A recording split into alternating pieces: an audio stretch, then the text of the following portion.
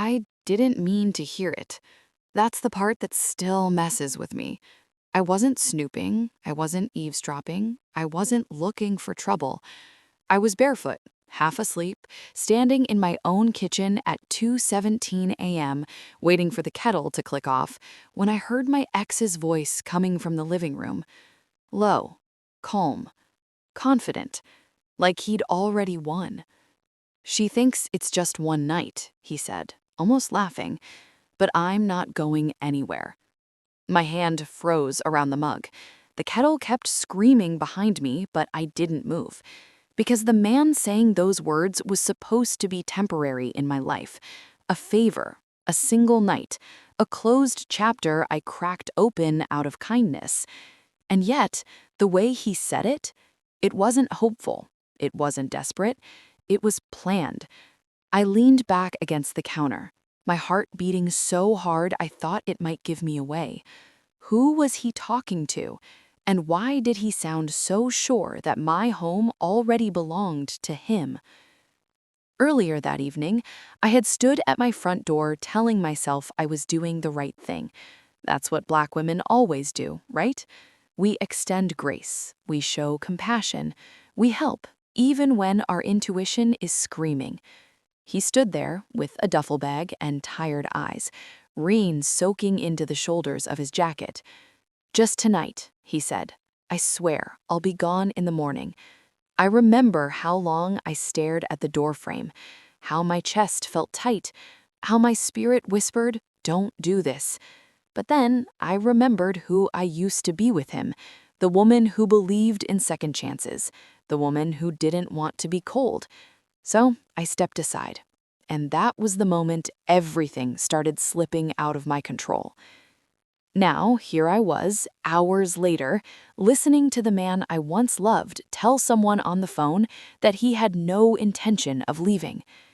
"Nah," he continued softly, "she's predictable, always has been. She won't kick me out." Predictable. That word hit me harder than anything else, because I had spent years fighting not to be seen that way. Not by him, not by anyone. I felt my throat tighten as he kept talking. "Once I'm settled, she'll adjust. They always do." They. Not me. Not my name. Just they. Like I was part of a pattern, a strategy, a situation he'd already mapped out. My hands started shaking. This wasn't about needing a place to stay. This was about control. I turned the kettle off slowly, every movement deliberate, quiet. I didn't want him to know I'd heard anything. Not yet. Because suddenly, I understood something terrifying. The man sleeping under my roof wasn't a guest. He was an occupier. And if I handled this wrong, I wouldn't just lose my peace. I might lose my home. I went back to bed and stared at the ceiling until the sun started creeping through the blinds. I didn't sleep. I couldn't. All I could think was, how do you remove someone who never planned to leave without losing yourself in the process? My name is Naya Carter. I'm 38 years old, no kids, no roommates, no backup plan. Just me, a 2-bedroom townhouse on the south side of Atlanta, and a life I rebuilt with my own hands. That detail matters, because nothing about my life was handed to me. Not this home, not my peace, not my independence. Every brick in that townhouse felt earned, emotionally and financially. I work as a senior project coordinator for a healthcare network. Long hours, tight deadlines, people constantly expecting me to fix what they didn't plan. I'm good at it. Too good. The kind of woman people lean on without asking how heavy the weight already is. By the time I bought my place 3 years ago, I had already survived a broken engagement, a mother's stroke, being laid off during a company restructuring that somehow only affected women who looked like me. So when I signed those mortgage papers, I cried in my car for 10 straight minutes. Not because I was scared, because for the first time in my life, I felt safe. And Marcus knew that. He always had. Marcus and I met when I was 29. Back then, I was still the version of myself that believed love meant endurance. He was charming in a quiet way, not flashy, not loud, the kind of man who listened just enough to make you feel seen, until you realized he remembered details only when it benefited him. We dated for 5 years. 5. That's long enough to confuse familiarity with commitment. At first, Marcus made me feel chosen. He showed up when things were good. When my mother got sick, he showed up late. When I got promoted, he celebrated, then borrowed money. When I talked about buying a home together, he said, "Let's not rush." But somehow, I was always the one adjusting, lowering expectations, making space, paying bills just this once. The night we finally broke up, he didn't yell, he didn't beg, he just shrugged and said, "You're changing, Naya. You're not as easy as you used to be." That was his way of saying I had started saying no, and men like Marcus don't like that. We hadn't spoken in almost 8 months before he showed up at my door. 8 quiet months. 8 months of healing, of therapy, of relearning how to breathe without shrinking. I thought that chapter was closed. When my phone rang that evening, I almost didn't answer. Unknown number. I let it ring twice before picking up. "Naya, it's me." My stomach dropped. Not because I missed him, but because some people don't call unless something is wrong. He didn't waste time. "I just need one night." He said it like he'd rehearsed.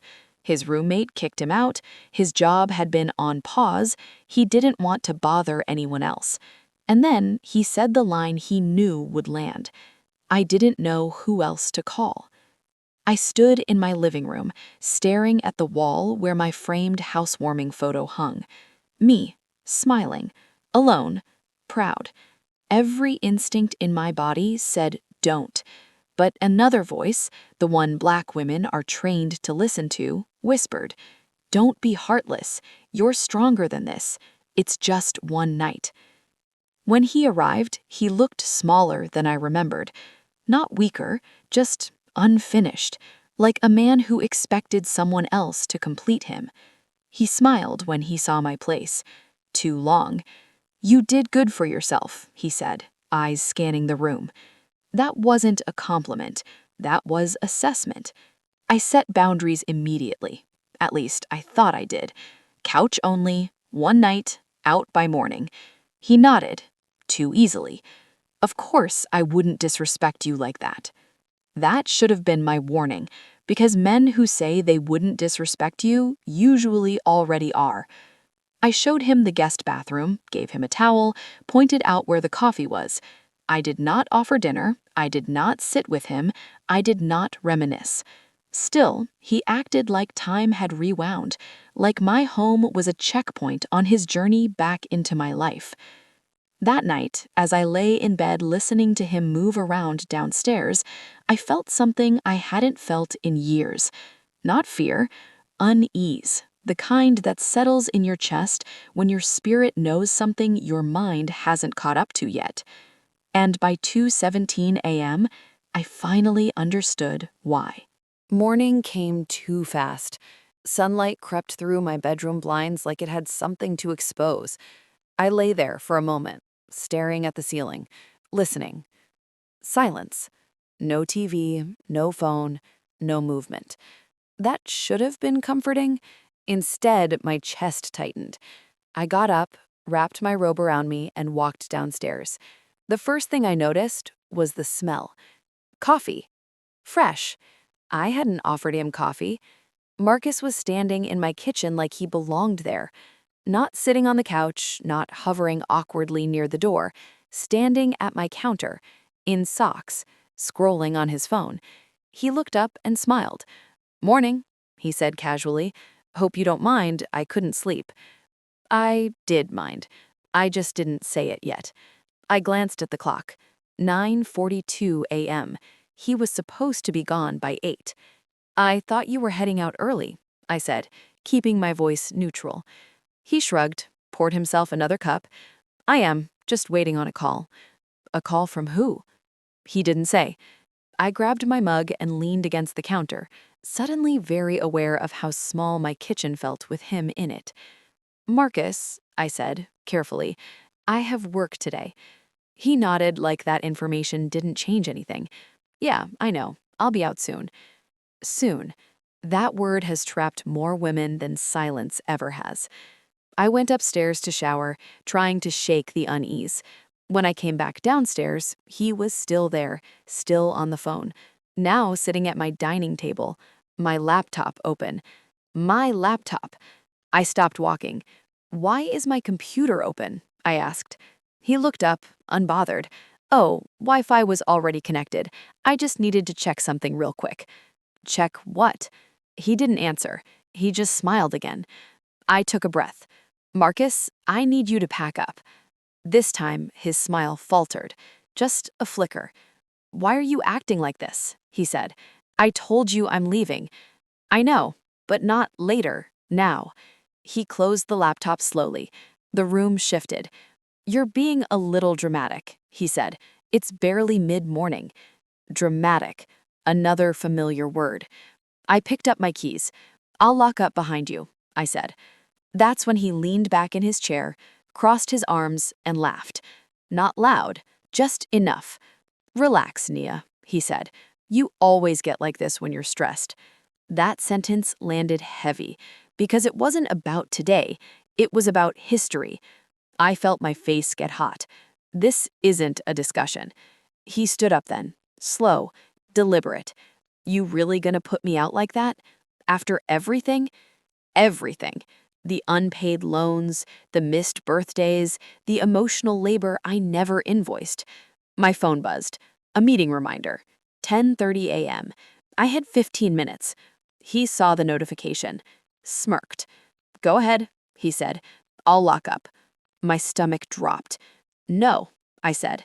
You won't. He tilted his head. What, you don't trust me? Trust. Another trap. I grabbed my bag, heart racing. Marcus, this isn't okay. He stepped closer, not touching, just close enough to remind me how small the space was. You're overthinking, he said quietly. It's just a little more time. That's when I realized something terrifying. He wasn't asking, he was testing. How much space he could take, how long I'd hesitate, how far he could push before I pushed back. I left for work with him still in my house. I told myself I'd deal with it later, that I'd handle it calmly, that it wasn't that serious. By the time I came home that evening, he had rearranged my living room.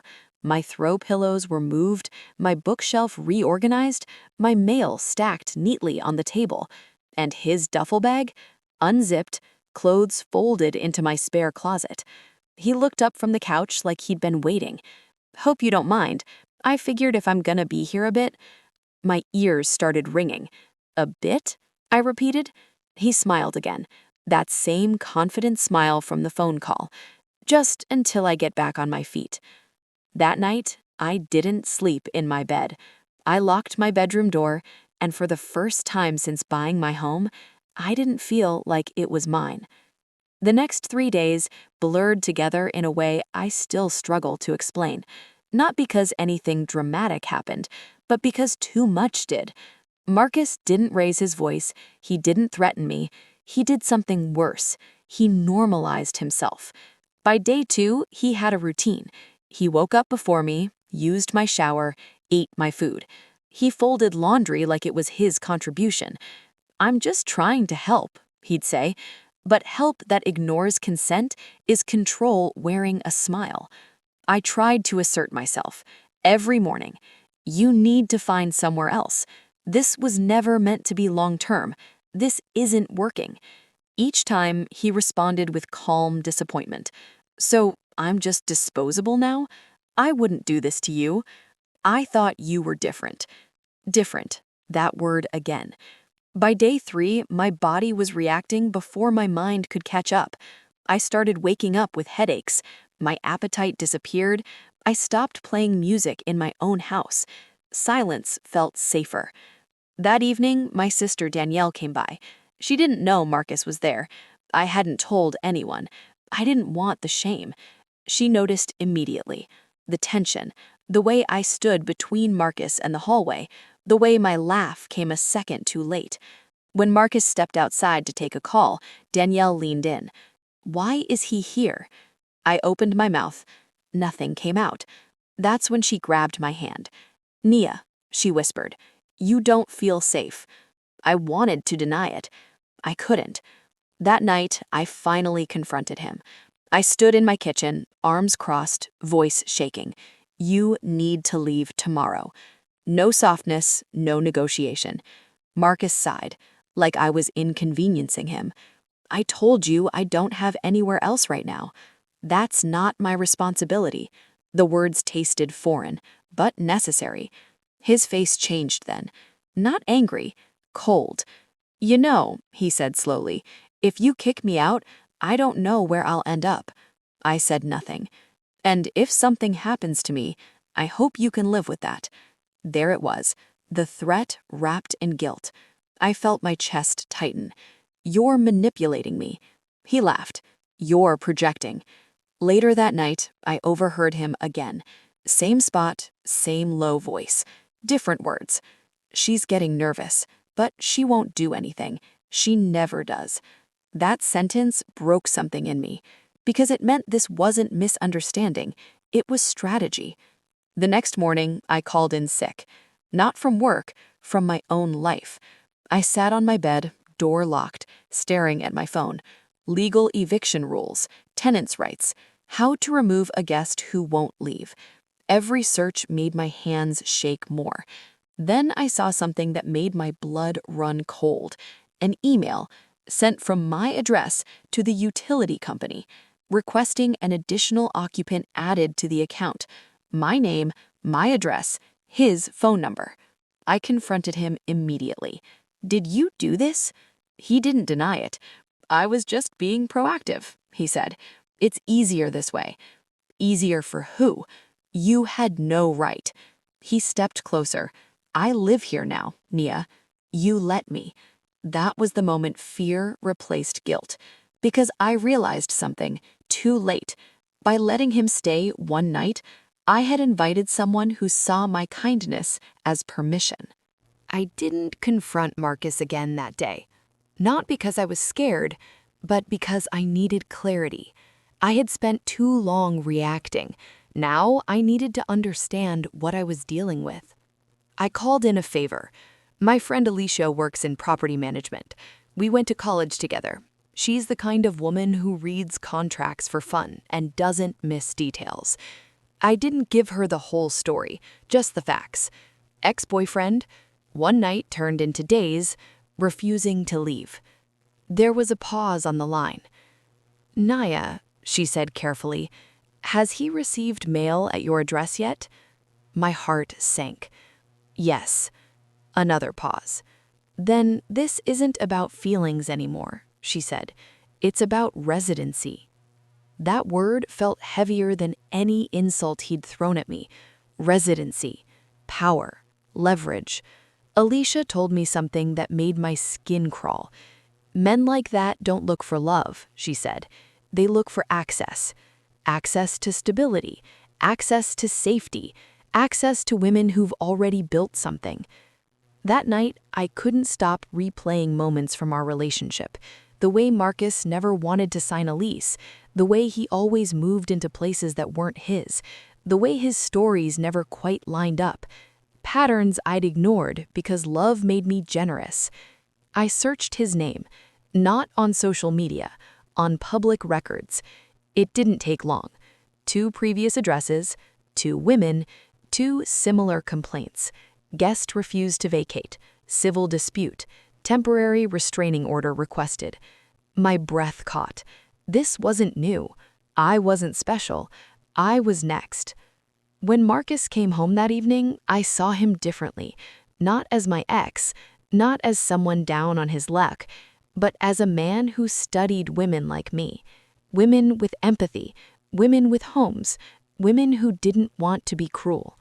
I tested him, casually. So I said over dinner. "Where are you planning to go after this?" He didn't look up. "I told you," he said. "I'm here for now." "For how long?" He smiled. "Why rush what's working?" That was the answer. No timeline, no plan, just presence. Later that night, I checked my mailbox. There it was, an envelope, addressed to Marcus Hill, my address underneath. Something inside me hardened. Not anger, resolve. I realized then what the real danger was. Not that he wouldn't leave, but that if I hesitated any longer, the law would protect him more than it protected me. This wasn't about being nice. It was about survival. I went to bed that night with a plan. Not emotional, not reactive, strategic. Because I finally understood the truth. Marcus never needed a place to stay. He needed a woman who wouldn't stop him. I didn't tell Marcus what I knew. Not about the records, not about the pattern, not about the other women. Men like him adjust when they feel exposed. I needed him comfortable. The next morning, I acted normal. I made coffee, I asked about his day. I didn't argue when he used my bathroom, and that scared me more than fear ever had. While he was out looking for work, I moved quickly. I called a lawyer. Not an expensive one, a practical one. She didn't gasp when I told her the story. She didn't judge me. She just said, "You're not the first, but we can fix this." Step 1, document everything. Dates, messages, emails, mail. Step 2, serve notice. Not emotional, legal. That evening when Marcus came home, I handed him an envelope. "What's this?" he asked. "Notice," I said. No explanation. He laughed at first. "You're serious? You'd really do this?" "Yes." One word. Steady. The laughter faded. "You know this makes you look heartless," he said. "People will judge you." I nodded. "I'm okay with that." 2 days later, he tried one last move. He called my mother. I hadn't spoken to her about any of this. She called me in tears. "Why is Marcus saying you're putting him on the street?" My hands shook, but my voice didn't. "Because I am." Silence. Then my mother said something that healed something in me. "Good." On day 7, a sheriff knocked on my door. Not for me, for him. Marcus didn't yell. He didn't plead. He packed his things slowly, looked at the walls, the furniture, the life he almost absorbed. "You didn't have to make it this ugly," he said. I looked him in the eye. "You made it ugly when you assumed I wouldn't stop you." When the door closed behind me, my legs gave out. I sat on the floor and cried. Not from sadness, from release. That night, I slept in my bed, door unlocked. It's been 6 months since Marcus left my house. Not since things ended, since he left my house. That distinction matters. The first thing I did was change the locks, not because I thought he'd come back, but because I needed the sound of something clicking into place. Safety has a sound. I rearranged my living room again, not to erase him, but to reclaim myself. I played music loud. I cooked full meals. I invited my sister over without explaining anything. Peace came back in pieces. For a long time, I replayed that first night in my head. The knock, the rain, the duffel bag. I wondered how my life would have changed if I'd said no. Then I stopped, because regret gives power to people who already took enough. What I learned isn't about men, it's about boundaries, and how Black women are often taught that boundaries make us cold, selfish, or unloving. They don't. They make us safe. I no longer confuse compassion with access. No one earns space in my life because of history, struggle, or shared memories. They earn it through respect. Sometimes I still think about the other women, the ones before me, the ones after. I hope they found their voices faster than I did. If you're listening to this and something feels familiar, trust that feeling. Discomfort is information.